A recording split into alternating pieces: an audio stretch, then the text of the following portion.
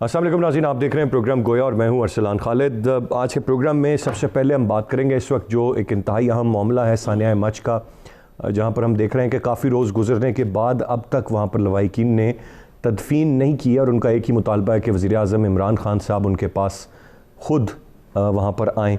लेकिन अब तक इमरान खान साहब ये पैगाम ज़रूर पहुँचा रहे हैं कि वो जल्द वहाँ का दौरा करेंगे, वो जल्द आएंगे। साथ साथ वो अपील कर रहे हैं लवाहिकीन से कि तदफीन कर दी जाए, लेकिन ये बात मालूम नहीं कि क्यों ताख़ीर कर रहे हैं या क्यों वो पहले नहीं गए या अब तक भी क्यों नहीं गए वो वहाँ पर पहुँच सके। अगर कल की हम बात करें तो जो वफाकी वज़रा हैं उनका 3 वज़रा कल वहाँ पर तशरीफ़ लेकर गए। अली जैदी साहब ने कैमरे के सामने, मीडिया के सामने वादे किए, मुतालबात किए और उनका ये कहना था कि बराए मेहरबानी ये तदफीन ज़रूर कर दें। वज़ीर आज़म साहब आपके पास आएंगे, इस बात की हम यकीन दहानी कराते हैं, लेकिन उनकी भी बात नहीं सुनी गई और अपना मुतालबा लवाहिकीन जिस पर कायम है वो ये कि इमरान खान साहब ख़ुद तशरीफ़ लाएँ। अब ताख़ीर किस बात की है? इमरान खान साहब अब तक क्यों नहीं गए? सबसे पहले on the very first day वो नहीं गए, उन्होंने अपना जहाज़ देकर शेख रशीद साहब को भेजा, उसके बाद इन वज़रा को भेजा, फिर ये कहना कि वज़ीर आज़म साहब आएंगे लेकिन जाने में ताख़ीर करना इतने अहम मामले पर ये समझ से कुछ बालातर है। मैं चाहूँगा इस पर हम बात करें कि ये ताख़ीर की वजह क्या है। क्यों नहीं जब शेख रशीद साहब ने कन्वे किया तो इमरान खान साहब चले गए, या शेख रशीद साहब को भेजने से पहले ही क्यों नहीं उन्होंने ये दौरा ख़ुद से कर लिया और ख़ुद वो इन लवाहिकीन के पास नहीं गए, जबकि इसी मामले पर उनकी ट्वीट्स इस वक्त सोशल मीडिया पर आम हैं। जब वो रियासत कहाँ खड़ी है, रियासत पे सवाल उठा रहे थे, स्टेट के हवाले से सवाल उठा रहे थे, जब माजी में ऐसे वाक़यात हो रहे थे, और उनकी जो तकारीर हैं और उनके जो ख़यालात हैं वो मुसलसल कौम सुनती रही। लेकिन आज जब वो वज़ीर आज़म हैं और इस मनसब पर फायज़ हैं तो उनके तमाम तर जो एक्शंस हैं वो बिल्कुल वही हैं जो शायद माजी के वज़ीर आज़म के रहे, या जो उनके अपने अल्फाज थे उससे बिल्कुल उलट हैं। वो उन तमाम चीज़ों पर अमल नहीं कर रहे जिनका वो तज़किरा करते थे। तो अब सवाल ये उभरने लगा है कि ये क्या सिर्फ तमाम तर चीज़ें इक़्तिदार हासिल करने के लिए थी? इमरान खान साहब भी क्या एक रिवायती सियासतदान थे और उनका मकसद वज़ारत उज़्मा का हसूल था, या इससे बढ़कर भी कुछ था, या वो तमाम तर बातें जो वो करते थे जिनको कौम ने सुनकर बहुत सारी उम्मीदें बांधी थी, उन बातों में कोई वज़न भी था, कोई हकीकत भी थी? मैं चाहूँगा ये बहुत अहम मामला है, इस पर हम गुफ्तगू का आगाज़ करें। लेकिन इसके साथ साथ इस वक्त जो सियासी मंजरनामा है जिसमें हम देख रहे हैं कि मुख्तलिफ जलसे, रैलियाँ, कभी बहावलपुर तो कभी बन्नू तो कभी कोई और जगह, वो तमाम तर चीज़ें जारी हैं। लेकिन एक चीज़ जो बड़ी वाज़ेह हो गई है वो ये कि अब नून लीग गो के पहले से ही वाज़ेह थी, लेकिन अब बयानात के ज़रिए भी ये बात वाज़ेह होती जा रही है कि नून लीग भी अब सेनेट इलेक्शंस में जाएगी। और जो तमाम तर लॉन्ग मार्च का मामला है, मरियम साहिबा भी ये इशारे दे चुकी हैं, वो लॉन्ग मार्च अब कहीं ताख़ीर का शिकार हो गया है। तो 31 जनवरी की डेडलाइन एक जगह पर मौजूद है, लेकिन बज़ाहिर नज़र नहीं आ रहा कि 31 जनवरी के बाद भी कुछ एक्शन में PDM नज़र आएगी, बल्कि सेनेट के इलेक्शन और उसके बाद जाकर कहीं को मामला शायद अगर किया जाए, लेकिन वो भी इस्तीफ़े देना या हुकूमत को घर भेजना, ये तमाम तर चीज़ें अब उस तरह से नहीं हैं जिस तरह से शायद पहले थीं। और जो एक प्रेशर था PDM का, मैं चाहूँगा उस पर भी हम बात करें कि किस हद तक वो अब भी मौजूद है या वो प्रेशर ख़त्म हो गया है इस वक्त मौजूदा हुकूमत पर, और अगर प्रेशर है तो फिर किन चीज़ों का है, इस पर मैं चाहूँगा हम सेकंड हाफ में बात करें। गेस्ट पार्टिसिपेंट्स का तारुफ कराता चलूँ। प्रोग्राम में हमें ज्वाइन किया है नसीम सिद्दीकी साहब ने, हमारे साथ स्टूडियो में मौजूद हैं, सीनियर सहाफ़ी तज्ज़ियाकार हैं, ब्यूरो चीफ़ अब तक न्यूज़। सर बहुत शुक्रिया आपके वक्त का। जनरल रिटायर्ड अमजद शुएब साहब हमें प्रोग्राम में ज्वाइन कर रहे हैं, सीनियर तज्ज़ियाकार हैं। नसरुल्लाह मलिक साहब हमारे साथ प्रोग्राम में मौजूद हैं, सीनियर सहाफ़ी हैं और सीनियर तज्ज़ियाकार हैं। बहुत शुक्रिया तीनों मौजूद मेहमानों का। जनरल साहब, गुफ्तगू का आगाज़ आपसे करूँगा।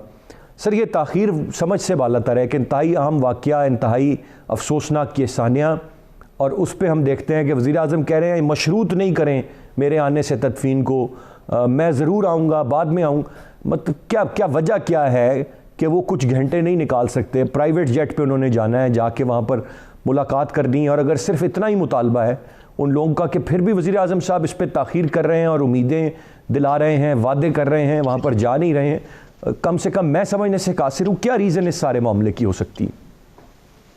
बिस्मिल्लाहिर्रहमानिर्रहीम। देखिए, रीज़न नहीं है। जिस तरह बहुत सारे और फैसले दानिशमंदाना नहीं होते, ये भी एक दानिशमंदाना फैसला नहीं है।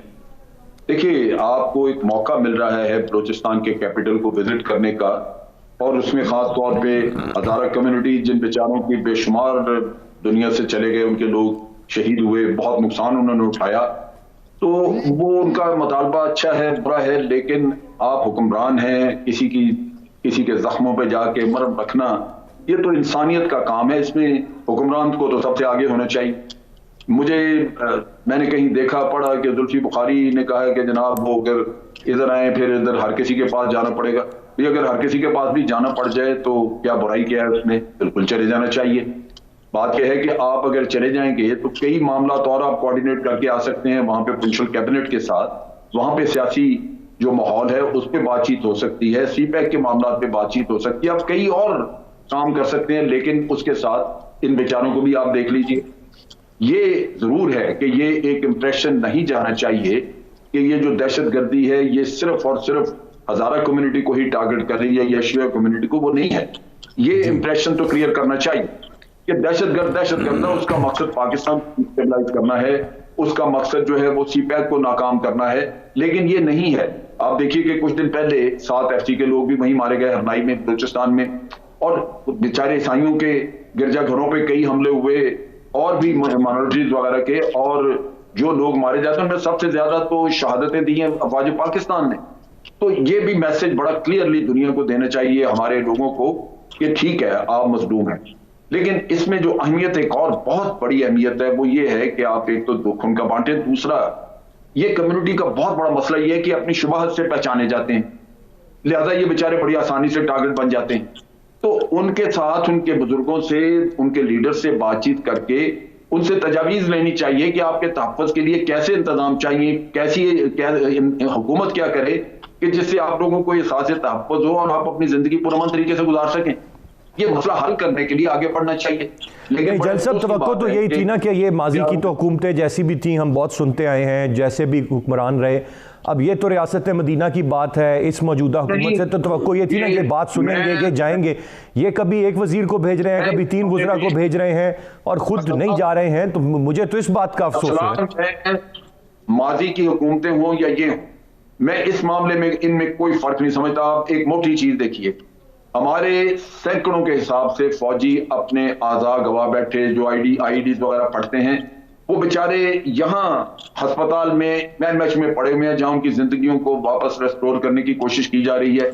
आज दिन तक किसी वजीर आजम ने उनको जाके नहीं देखा, वो कोई भी हो।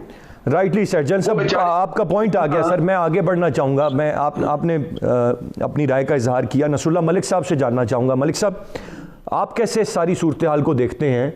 माजी में तो जो बातें होती आ रही हैं गुज़िश्ता 2-2.5 साल की अगर हम बात कर लें तो उस पर कोई दलील, कोई जवाज़ हो सकता है जो शायद हम जब समझने से कासिर हों, या जिसके पीछे कोई मसलहत हो जो शायद मैं नहीं समझ पाता या और बहुत सारे लोग नहीं समझ पाते। इस मामले में सर क्या दलील है या क्या जवाज़ है कि मैं आऊँगा, आप तदफीन कर दें, मशरूत मत करें मेरे आने से इस तदफीन को? कितनी को बड़ी डिमांड उन्होंने कर ली है, जितना बड़ा ये सानिया है, क्या आखिर चीज़ है जो रोक रही है वज़ीर आज़म साहब?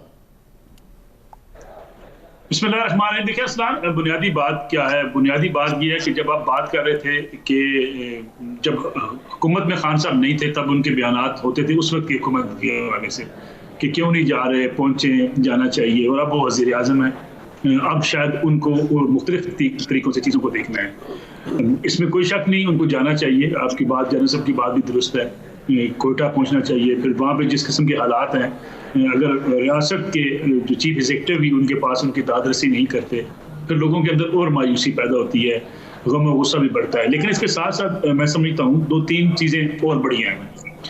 वो ये है कि जब इस किस्म के वाक़यात होते हैं, हमारी सारी, आपको पता है, सिक्योरिटीज़ के इदारे, इंटेलिजेंस के इदारे, फिर पुलिस, फिर डिस्ट्रिक्ट एडमिनिस्ट्रेशन, फिर सूबाई हुकूमतें अपनी अपना इनपुट देना शुरू कर देती हैं।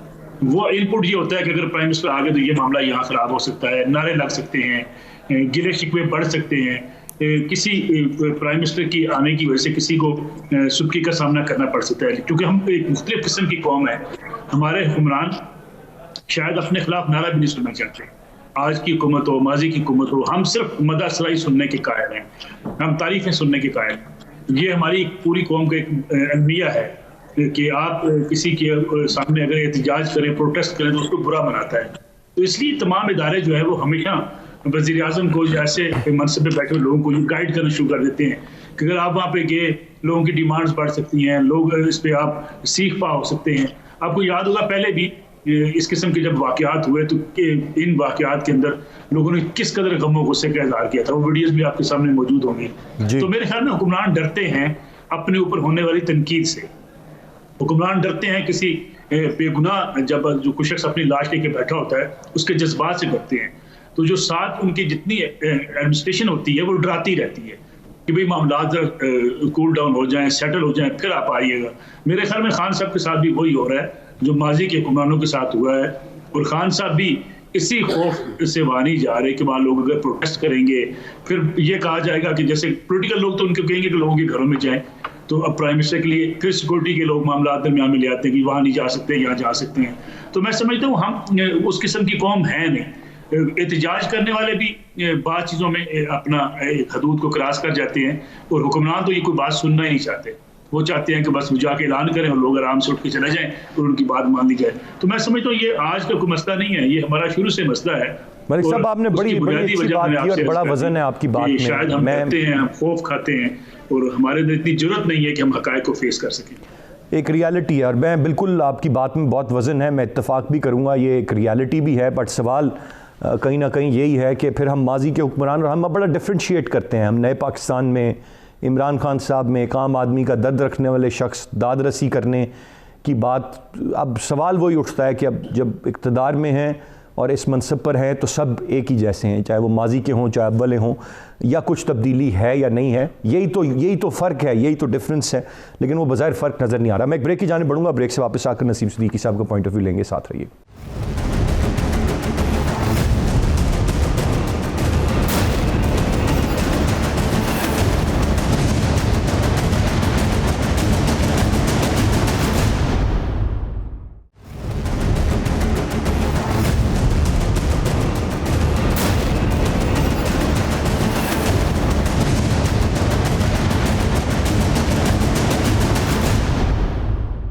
जी वेलकम बैक।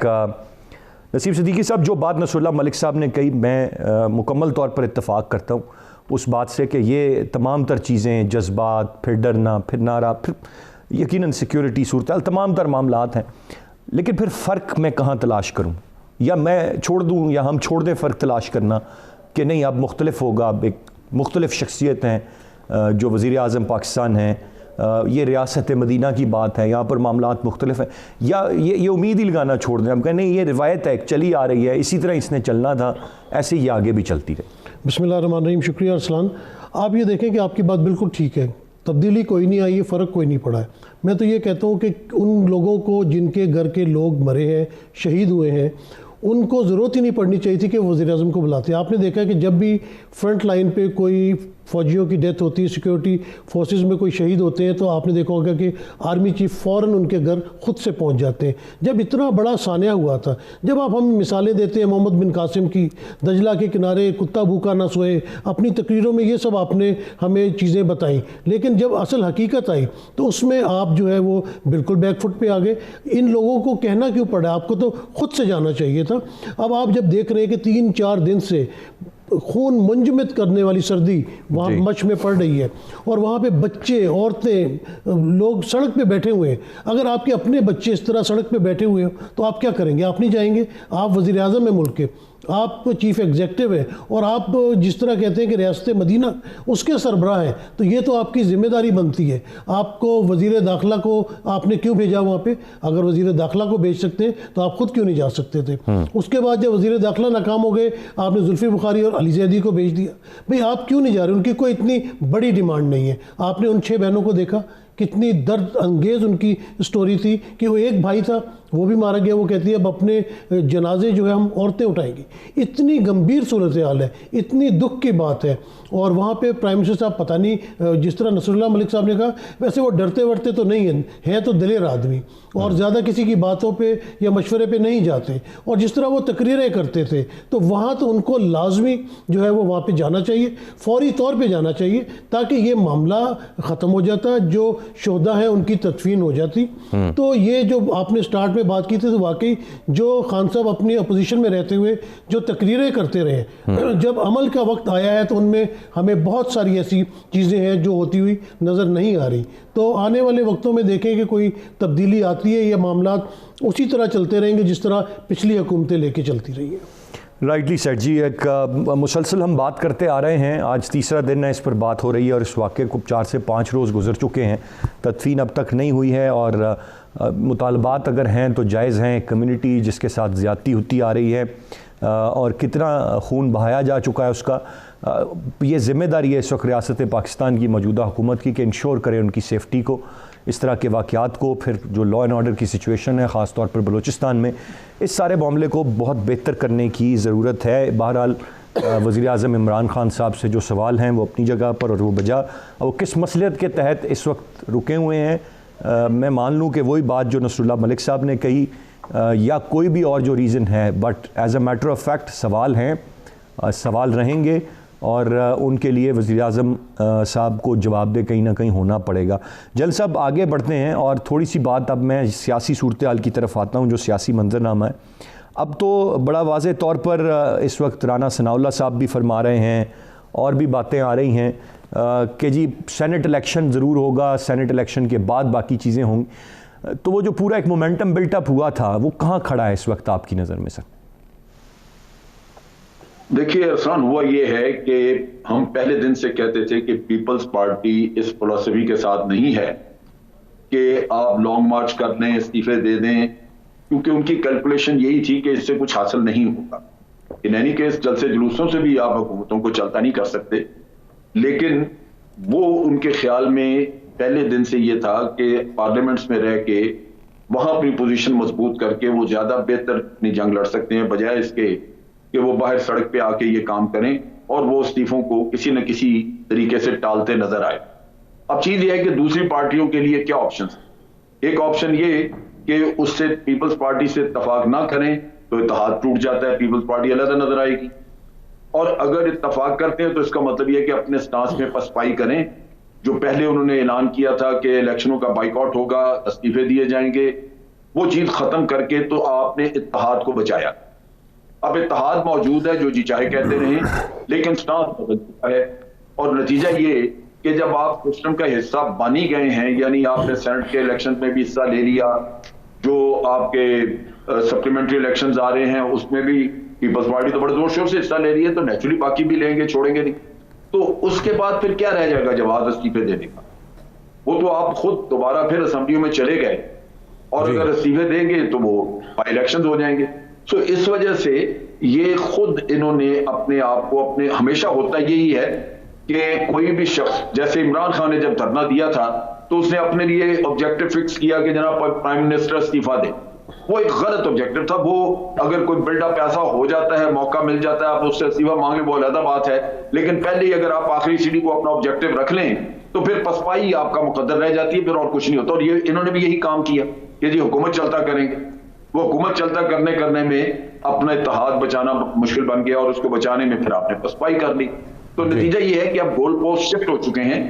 जलसे जुलूस तो होते रहेंगे, लेकिन हुकूमत को जब तक उसके इत्तेहादी एलाइज के वो उनको सपोर्ट कर रहे हैं, वो सेनेट वो उनके साथ खड़े हैं उनके इत्तेहाद में, उस वक्त तक हुकूमत को कोई खतरा नहीं।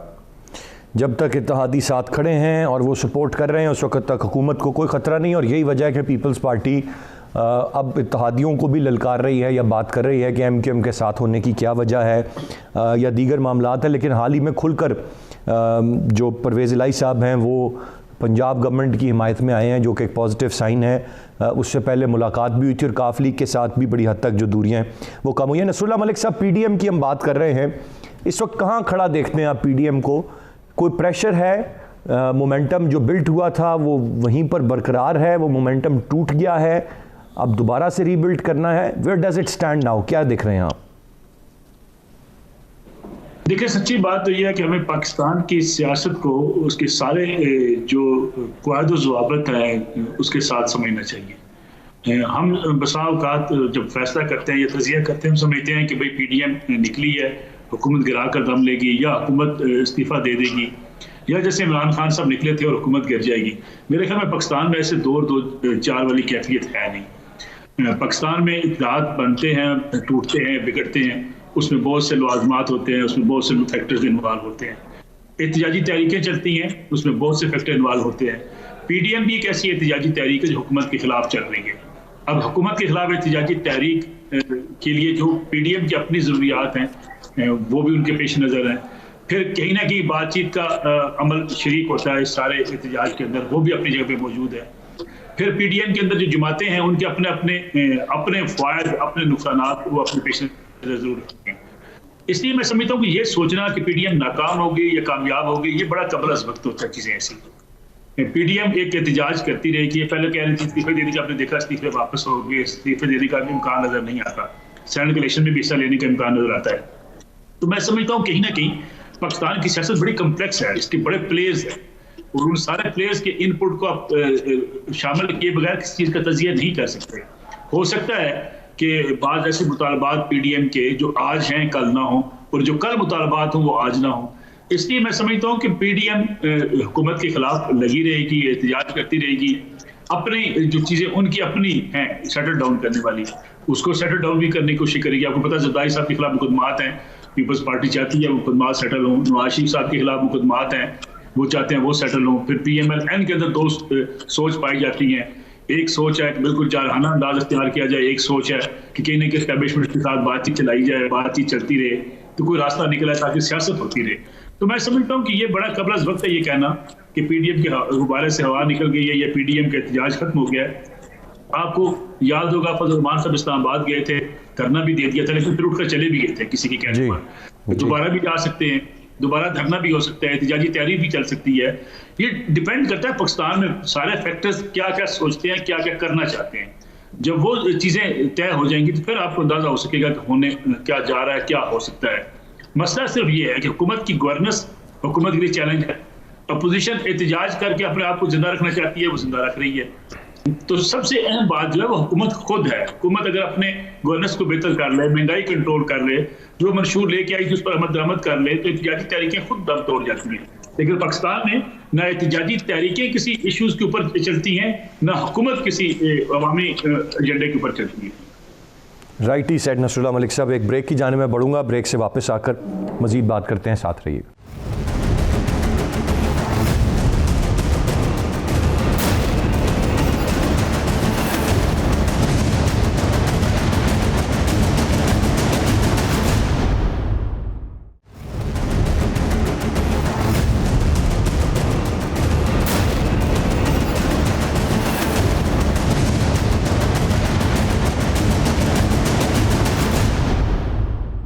जी वेलकम बैक। नसीम सिद्दीकी साहब, आप किस तरह से देखते हैं जो गुब्बारे से हवा निकलना या ना निकलना एक अलहदा मामला है, पर इस वक्त एक जब ये इकट्ठे हुए और सारा मामला हुआ और जिस तरह पीपल्स पार्टी फुल थ्रोटल पे आई तो एक बज़ाहिर एक प्रेशर हमें नज़र आया। अब कहने को हुकूमत, खान साहब ने कल भी फरमाया कोई प्रेशर नहीं है, इनको एहतजाज करने दें ये जहाँ एहतजाज करना चाहते हैं, पर दूसरी जानिब जो सवाल अपोजिशन या मुस्लिम लीग नून कर रही है कि अगर आप घबराए हुए नहीं हैं, आपको कोई खौफ नहीं है, तो जितने ये इजलासों पे इजलास बुला के जितने तर्जुमानों को हिदायत करके, एक तरफ तो आप कह रहे हैं आपको कोई खौफ नहीं है या आप ख़तरा महसूस नहीं कर रहे, हुकूमत में तर्ज़ अमल आपका ये बता रहा है कि आप बहुत डिफेंसिव हैं और आप बहुत डिफेंसिव खेल रहे हैं, ये रियलिटी है या इससे हट कर है कुछ? अरसलान देखें, बात ये है कि ये जो गवर्नमेंट है ये सिर्फ हुकूमत ही नहीं है, ये एक पॉलिटिकल पार्टी भी है, और अगर इनके ऊपर कोई अटैक करेगा तो उन्होंने उसको काउंटर भी करना है। और जो ये कहते हैं कि गवर्नमेंट परेशान है, परेशान बिल्कुल नहीं है, वो अपना काउंटर नैरेटिव दे रहे हैं। वो अपोजिशन को खाली तो नहीं मैदान दे सकते कि ये अपोजिशन खेल रही है और गवर्नमेंट की तरफ से कोई भी उसका जवाब नहीं आ रहा। आपने ये देखा है कि जब शुरू के जलसे हुए थे तो पीडीएम का एक नज़र आ रहा था, जैसे गुजरांवाला का अगर आप जलसा ले लें या मुल्तान का, एक अच्छी गैदरिंग थी और पीडीएम का एक जो कहते फ्लो बनता चला जा रहा था। लेकिन आपने देखा कि लाहौर के जलसे के बाद से इख्तलाफात भी शुरू हो गए और पीडीएम के गुब्बारे से हवा भी निकल गई, क्योंकि उनका जो बयानिया लेके चले थे, जिस तरह मौलाना फजल रहमान अपना पुराना धरना पिछला लेके आए थे, उन्होंने कहा था कि हम वज़ीर आज़म हाउस जाएंगे और वज़ीर आज़म को वज़ीर आज़म हाउस से निकाल देंगे, उससे उनको बैकआउट करना पड़ गया। वो एक बहुत बड़ी नाकामी थी उनकी। अभी भी जो PDM अपना बयानिया लेके चली थी कि वो अपना इस्तीफ़े लेंगे और इस्तीफ़े देंगे और वज़ीर आज़म का इस्तीफ़ा लेंगे, वो अपने बयानिए से पीछे हट गए हैं। आपने देखा कि मानसेरा में जो जलसा हुआ वहाँ पे मरीम नवाज़ नहीं गई, जो अपना बेनज़ीर की बरसी पे अपना हुआ जलसा वहाँ पे मौलाना फजल रहमान नहीं गए, और आज बन्नू वाले जलसे में ना तो बिलावल भुट्टो गए ना ही मरीम नवाज़ गई हैं, और मुस्लिम लीग नून के अंदर भी इख्तलाफात पैदा होते जा रहे हैं। तो ये जो गवर्नमेंट ने काउंटर नैरेटिव पेश किया, उनके तर्जमानों ने जो उनकी बातों के जवाबात दिए, उसके नतीजे में आप ये कह सकते हैं कि गवर्नमेंट विन विन पोजीशन में आ गई। ये जमहूरियत का हुस्न है, जो भी जलसे जुलूस होते हैं, इस तरह की चीज़ें होती रहनी चाहिए ताकि जमहूरियत जिंदा रहे। लेकिन PDM का जो बयानिया है उसको आवाम बाय नहीं कर रही। आपने देखा कि जो उनके जलसे जुलूस हो रहे हैं उसमें सिर्फ उनके कारकुन नज़र आ रहे हैं। आपको मौलाना के मदरसे के बच्चे बहुत ज़्यादा नज़र आएंगे, झंडे पकड़े खड़े होते हैं, लेकिन जो पैदल चप्पल टूटी हुई है लोग जलसों में जा रहे होते थे, कोट फटा हुआ है, कोई रिक्शे पे जा रहा है, कोई मोटरसाइकिल पे जा रहा है, वो लोग इस तरह की पब्लिक उनके जलसों में नहीं जा रही, क्योंकि एहसास प्रोग्राम जो गवर्नमेंट का है उसके ज़रिए 12,000 रुपये लोगों को घर बैठे मिल रहे हैं। तो कुछ ना कुछ चीज़ें उनको मिल रही हैं, जिसकी वजह से अपोजिशन का बयानिया जो है वो इस वक्त नाकामी के दोराहे पे है। और ये जो उन्होंने इलेक्शन लड़ने वाली बात की है, आप देख लें कि पीपल्स पार्टी का, हम शुरू से आपके लास्ट प्रोग्राम में भी बात हुई थी, दूसरे प्रोग्राम में यही बात हुई थी कि पीपल्स पार्टी इस्तीफे नहीं देगी, क्योंकि मौलाना साहब मुर्गी की कुर्बानी दे रहे थे, नून लीग ने बकरी की कुर्बानी देनी थी, और पीपल्स पार्टी से वो ऊँट की कुर्बानी मांग रहे थे कि वो सूबे की गवर्नमेंट जो है वो छोड़नी पड़ जाए। तो जरदारी साहब बड़े समझदार सियासतदान हैं, वो कभी भी ये फैसला नहीं कर सकते थे, और उन्होंने अक्लमंदी का सबूत दिया कि अगर वो सेनेट में ऐवानों में मौजूद रहेंगे तो कम से कम अगर उनके ऊपर केसेस हो रहे हैं तो उनका इस्तेकाक मजरू नहीं होगा, ये फैसिलिटीज़ वो अवेल करते रहेंगे। तो इस वजह से वो अपना उन्होंने बिल्कुल सही फैसला किया कि इसमें असेंबलियों में रह के वो हुकूमत का मुकाबला करेंगे। मैं एक चीज़ इस पर तीनों मेहमानों की राय लेना चाहूँगा। जन साहब, स्टार्टिंग फ्रॉम यू, अब सेनेट इलेक्शन है, सेनेट इलेक्शन होगा, फिर लॉन्ग मार्च होगा, राना सनाउल्लाह साहब फरमान, सेनेट इलेक्शन तवक्कुआत के मुताबिक और अददी एतबार से जिसका जो कुछ होना चाहिए वही कुछ होगा, या कोई अपसेट आप सेनेट इलेक्शन में देख रहे हैं जन साहब? देखिए, बात एक हमें समझ लेनी चाहिए कि पाकिस्तान में कोई भी इलेक्शन हो, हारने वाले ने कभी नहीं तस्लीम किया। तो ये जरूरी नहीं है कि वहां पे जो इलेक्शन है उसमें टोटल रिगिंग हो, पैसा काम करे। ये करती हैं चीजें, ये बिल्कुल होता भी रहा है और होगा भी। जो लोग एस्पायर कर रहे हैं सेनेट में जाने के लिए और टिकटें लेके अगर वो आगे आएंगे तो उनको लोगों को राजी करने के लिए शायद पैसा भी देना पड़े, ये सब कुछ होगा। लेकिन आप ये देखिए कि इलेक्शन डिस्प्यूटेड रहेगा, इस पे फसाद रहेगा, ये हमारी तारीफ है। आप इसको यूं ले लीजिए कि जो पिछला सेनेट के चेयरमैन के लिए वोट हुआ था नो कॉन्फिडेंस वाला, उसमें बड़ी पक्की इतलात हैं कि यानी कंफर्म JUI मौलाना के अपने 3 लोगों ने वोट अपनी पार्टी के स्टांस के खिलाफ दिया और पीपल्स पार्टी के नॉमिनेटेड लोगों ने खिलाफ दिया, जिनको उन्होंने पहले से कहा हुआ था कि तुमने ये देना। ये अपनी गेम थी। नतीजा ये कि वहां पे हौसल बदंजो साहब मरहूम वो कुछ और बयान देते रहे, कुछ और लोग और करते रहे, तो अंदर के लोग अपने ही उनके इससे भागी थे, उनके अपने स्टांस से। तो ये चीज होगी, लोगों ने अपना मुफाद देखना है। वहां पे जिसको पैसा चाहिए वो पैसे के लिए ढूंढता फिरेगा देने वाले को, और जिसको अपनी सीट चाहिए सेनेट में वो उसको बंदे ढूंढेगा जो उससे उसको जिनको वो अप्लाइज कर सके। उसके अलावा मुझे नहीं पता कि सेनेट में आज दिन तक कभी इलेक्शन जो है वो टोटली फेयर इलेक्शन हुआ है। हाँ, जो अददी उनकी जिसकी है अददी बरतरी, उसको डेफिनेटली कुछ एज रहेगा, उसके चांसेस बेहतर हैं, लेकिन अवामिल दूसरे जो है उनको आप नजरअंदाज नहीं कर सकते। ठीक, नसरुल्लाह मलिक साहब, ये जो पिछले इलेक्शन में हुआ था जहाँ पर हमने देखा कि KP केस से कितने अपने MPs पर इमरान खान साहब के रिजर्वेशंस और सारा मामला हुआ, ये आज भी कहीं PTI को कोई खौफ लग रहा है आपको कि कुछ अजीब मामलात ना हो जाएं, हमारे MPs ना बिक जाएं, या अदरवाइज कोई मामला है? किस तरफ ये बात जाती है आपको सेनेट इलेक्शन में नजर आ रही? मेरे ख्याल में ये सब के लिए मसला होता है। फिर जिसके पास वोट, खासतौर पर देखें KP में ज़्यादा वोट है PTI के पास, इस बात का डर तो उन्हें है कि कुछ लोग, फिर थड़े बंदियाँ आपको पता है सियासी जमातों में वो भी मौजूद होती हैं, फिर जब टिकट्स मिलेंगे खास तौर पे उस वक्त भी आपको अंदाजा होगा कुछ लोग नाराज होंगे, कुछ राजी होंगे, इसलिए कुछ इफेक्ट हो सकता है उसका। लेकिन मजमूई तौर पर अगर देखा जाए तो मेरे ख्याल में जो अददी बरतरी इस वक्त है उसके मुताबिक सेनेट के इलेक्शन हो जाएंगे। थोड़ी बहुत कहीं आपको नजर आएगा कि कुछ चीजें चेंज हुई हैं, लेकिन ये खौफ तो बहरहाल पाकिस्तान में हर सियासी जमात को रहता है। अभी जो बात जन्नत साहब कर रहे थे कि हमारे यहाँ देखिए कोई एक फैक्टर नहीं है इलेक्शंस के ऊपर, कहीं अगर धांधली का इल्जाम लगता है तो कोई ना कहीं इन्वॉल्वमेंट भी होती है, फिर करप्शन भी है, फिर हमारे यहाँ फिर लोगों की ग्रुपिंग भी है, फिर धड़ेबंदियां भी हैं। आप देखें ना, आप जो मर्जी कर लें, ये हमारे मसाइल हैं, असल हम इनसे आंखें चुरा के बैठे रहे हमेशा से। अब अगर पीटीआई की पंजाब में हुकूमत है तो आपको एक डिवीजन के लोगों के लिए अगर पूरे जिले के लोग इकट्ठे होकर आ जाते हैं और वो कहते हैं पीटीआई से कि हमारे इलाके का एक वजीर होना चाहिए, तो आपको वजीर देना पड़ता है, इसलिए कि अगर वो इस अहल है या नहीं है, ये बहस नहीं है। इसलिए आपको काबीना भी जो अभी मौजूदा हुकूमत की भी है उसमें भी अगर आपको कहीं नजर आती है कि ये लोग कोई अहल नहीं है, ये काम नहीं कर पा रहे, उसकी बुनियादी वजह वो धड़ेबंदियां हैं। ये पाकिस्तान की सियासत के या पाकिस्तान की गवर्नेंस के मसाइल हमेशा से रहे हैं। मैं एक जुमला जो पहले हमारे भाई कह रहे थे कि शायद कोई कार्ड तकसीम करने से कोई हुकूमत की बड़ी वाह हो गई है और हुकूमत को कोई मसला नहीं रहा। हुकूमत के लिए बड़ा मसला आज भी गवर्नेंस है। हुकूमत के अपने MPs MNAs परेशान हैं। उसकी वजह यह है कि महंगाई भारत आपके लिए एक बड़ा चैलेंज बन चुकी है, मईशत आपकी एक बड़ा चैलेंज बन चुकी है।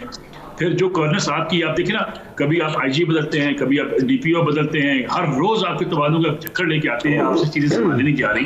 पंजाब आपसे नहीं संभाला जा रहा, और फिर जलसों में हम सोचें कि जलसों सर पंजाब को संभालना आपको इस्लामाबाद में जो एक अफसोसनाक वाक़या और आज वहाँ यहाँ पर भी IG की तब्दीली उसका वाहिद हल निकला, तो ये तब्दीली वाहिद हल है मेरे ख्याल से। अफसरान की तब्दीली, ब्यूरोक्रेसी में तब्दीली, यही तब्दीली थी मेरे ख्याल से। मलिक साहब, मेरे ख्याल में उनको चीजें समझ नहीं आ रही। अब मसला ये है कि वो ड्राइंग रूम पे बैठ के तो मानने को तैयार है कि हमसे गवर्नेंस नहीं हो रही, लेकिन टीवी पे बैठ के मेरे ख्याल में वो मानने को तैयार नहीं है या बयानबाजी करते हुए मानने को तैयार नहीं है। लेकिन हकीकत ये है कि आप पंजाब जैसा सूबा जो आपने भारत जहाँ पे एक मुस्लिम लीग नवाज की हुकूमत रही है और वहाँ पे आके आपने साबित करना था कि नहीं शहबाज शरीफ की कारकर्दगी कोई नहीं थी, हम उससे बेहतर कारकर्दगी दिखा सकते हैं। ये लाहौर में मैं इस वक्त बैठा हूँ, ये गंदगी से भरा हुआ लाहौर है आज। यानी ये इसका मतलब ये है कि ये भी सबक हुकूमत में डाल दें। अगर आज आपसे लाहौर की गंदगी साफ नहीं हो रही है, अगर आपसे आज लाहौर का निजाम नहीं चल रहा, बल्दियाती इदारे आप कहते थे कि मुल्क के अंदर रीढ़ की हड्डी की हैसियत रखते हैं सियासत में, आपने बल्दियाती इदारे पंजाब और KP के तोड़े हुए, इसलिए कि आपके मुखालफिन वहां जीते हुए थे, आप 1.5 साल से इदारे तोड़ के बैठे हुए हैं। मुल्क को आपने राइट सेट। मलिक साहब, पॉइंट आपका आ गया। मैं जरा सिद्दीकी साहब की भी राय ले लूँ। सर कैसे देखते हैं senate election? Sir senate election आप देखें, इसके लिए बड़ा चैलेंज है सेनेट इलेक्शन। देखिए सबसे बड़ा चैलेंज तो PMLN के लिए है, क्योंकि उनके तादाद बहुत कम हो जाएगी जो रिटायर हो रहे हैं अपना इस वक्त सेनेटर्स। PTI डेफिनेटली, क्योंकि उनकी वफाक में गवर्नमेंट है, पंजाब में है, KPK में है, वो ज़्यादा सीटें ले जाएंगे। लेकिन आपने जो बात की कि धांधली वाली बात, उसमें यह कि मेरे ख्याल से प्राइम मिनिस्टर इमरान खान और PTI ने इसीलिए ये फैसला किया कि शो ऑफ हैंड होना चाहिए, क्योंकि ख़तरा हर जमात को है। जैसे कि अभी जनरल साहब ने बताया कि JUIF के कुछ डेविएट कर गए थे, कुछ मुस्लिम लीग नून के थे और कुछ पीपल्स पार्टी के, और हर जमात के लोगों को अपने अपने बंदों का पता है, क्योंकि शो ऑफ हैंड हुए थे 62 और जब वोट निकले तो 52 थे, यानी कि 10 लोगों ने डेविएशन की। और आपको मालूम भी है किसने किया, लेकिन किसी भी पार्टी ने तहकीक करके अपने किसी भी मेंबर को निकाला नहीं। तो धांधली का शोर तो हमेशा मचता है जो हारने वाला होता है। लेकिन सेनेट इलेक्शन जब हो जाएंगे तो PTI जो है वो ज़्यादा तादाद में उनके सेनेटर्स जो है वो सेनेट के अंदर आ जाएंगे और वो इस पोजीशन में आ जाएंगे कि वो जो कानून साजी का अमल है उसमें बेहतरी ला सके। पंजाब की जो आप बात कर रहे थे कि आप देखें कि जब शहबाज शरीफ के बाद परवेज़ इलाही वज़ीर आला आए थे तो वो कम अज़ कम उनका कद काट इतना बड़ा था कि उन्होंने जो पंजाब में काम किए वो काफ़ी उनको पजीराई मिली। लेकिन उनकी कंटिन्यूटी भी कुछ चीज़ों की है जो आज भी है, लेकिन अब जो कंटिन्यूटी थी वो भी कंटिन्यूटी भी ख़त्म हो गई है। और एग्जैक्टली यही बात मलिक साहब ने की। सर बहुत शुक्रिया अदा करना चाहूँगा तीनों मौजूद मेहमानों का। आज के प्रोग्राम से इतने ही। अरसलान खालिद को इजाज़त दीजिए, अल्लाह ने के बाद।